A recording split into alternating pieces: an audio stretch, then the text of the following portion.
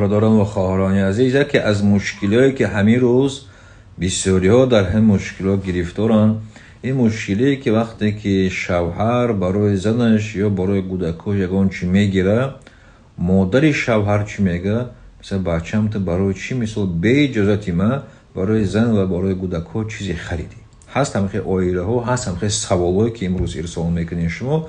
ما باید بدونیم که شوهر باید مناسبت بهترین داشته باشه با پدر و مادر خود و مناسبت بهترین باید داشته باشه با زن و فرزندای خود. وقتی که شوهر مثلا بگیم برای زن و فرزنداش یگان چی میخره، یگان مشکلی نیست. یگان چیزی خریدگیش باید با اجازت پدر و مادرش نباشه، برای که فرزند زن این شخصی هستن که شوهر مسئوله که نگاه بینشون کنه.